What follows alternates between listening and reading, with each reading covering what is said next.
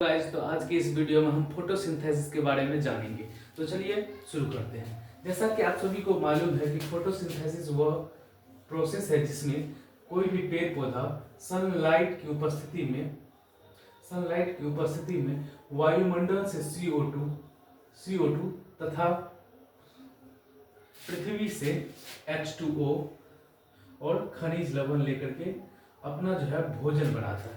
और यह पूरी प्रक्रिया जो है कुछ इस प्रकार समीकरण बनता है 6CO2 plus 12H2O that gives C6H12O6 plus 6H2O plus 6O2 और इसे हम क्लोरोसनलाइट एंड क्लोरोप्लास्ट या क्लोरोफिल की प्रेजेंस में यह रिएक्शन होती है और इस पूरे रिएक्शन को फोटोसिंथेसिस प्रकाश संश्लेषण के नाम से जानता है। लेकिन मेनली ये जो प्रोसेस होते हैं ये दो चरणों में होते हैं जिनके बारे में हम इस वीडियो में बात करेंगे। तो जब हम गौर से देखते हैं एक पत्ते में हमें मुख्यतः दो प्रकार की संरचना देखने को मिलती है। एक छिद्र पाया जाता है जिसे स्ट्रोमेटा कहा जाता है, स्ट्रोमेटा के नाम से जाना जाता है, जिसके द्वारा ऑक्सीजन तथा जो कार्बन डाइऑक्साइड है या जलवाष्प है उसका आदान प्रदान होता है। वहीं दूसरी संरचना क्लोरोफिल पाई जाती है, क्लोरोप्लास्ट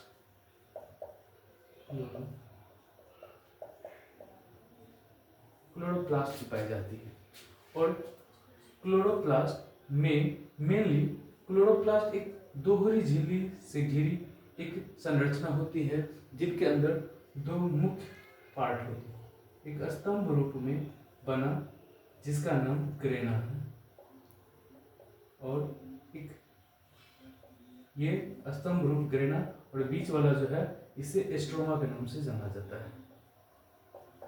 स्ट्रोमा मेनली इस रिएक्शन में दो प्रकार की प्रोसेस होती है जिन्हें हम विस्तार से बोर्ड को साफ करने के बाद देखते हैं। मेनली कि हमने देखा कि पत्तों में क्लोरोप्लास्ट पाई जाती है और क्लोरोप्लास्ट दो भागों में बंटा होता है, स्ट्रोमा और ग्रेना में। वहीं ग्रेना के अंदर क्लोरोफिल पाया जाता है,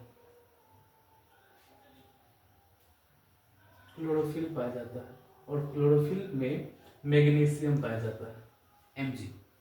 जब मैग्नीशियम पर सनलाइट पड़ती है तो इससे मैग्नीशियम के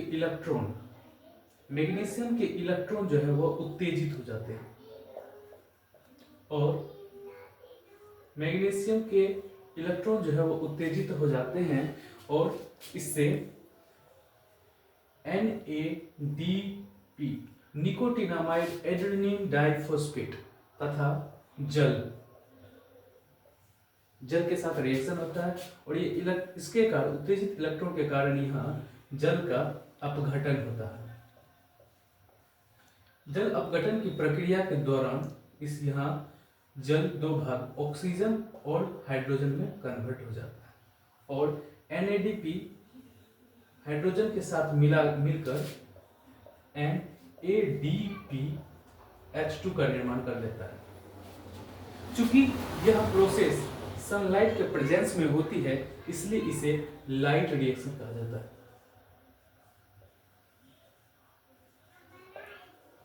और इस रिएक्शन के बारे में सर्वप्रथम हील नामक वैज्ञानिक ने बताया था, इसलिए इसे हील रिएक्शन के नाम से भी जाना जाता है।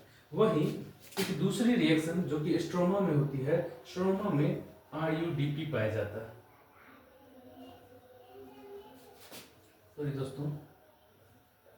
RUDP पाया जाता है, राइबुलोज डाइफॉस्फेट। और राइबुलोज डाइफॉस्फेट ऑक्सीजन से अभिक्रिया करने के लिए जो है उतना रिएक्टिव नहीं होता है और इसलिए जो है यह ज्यादा रिएक्टिव होता है CO2 से अभिक्रिया करने के लिए। और इस प्रकार RUDP CO2 से अभिक्रिया करके RUDP CO2 का निर्माण कर लेता है और इस पूरी प्रक्रिया में लाइट एब्सेंस होती है, जिस कारण इसे डार्क रिएक्शन कहा जाता है। और इस पूरी प्रोसेस में O2 जो है वह वायुमंडल में मुक्त हो जाता है,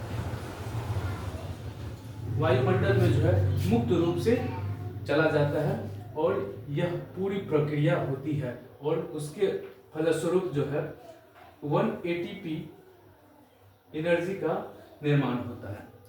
तो प्रकाश संश्लेषण के दौरान ये 1 ATP का निर्माण तथा लाइट रिएक्शन के दौरान जल अपघटन की अभिक्रियाएं होती हैं। तो यह पूरी प्रोसेस के द्वारा प्रकाश संश्लेषण की घटना पूर्ण होती है। तो अगर ये वीडियो आपको अच्छा लगे तो वीडियो को लाइक करें, चैनल को सब्सक्राइब जरूर करें। धन्यवाद।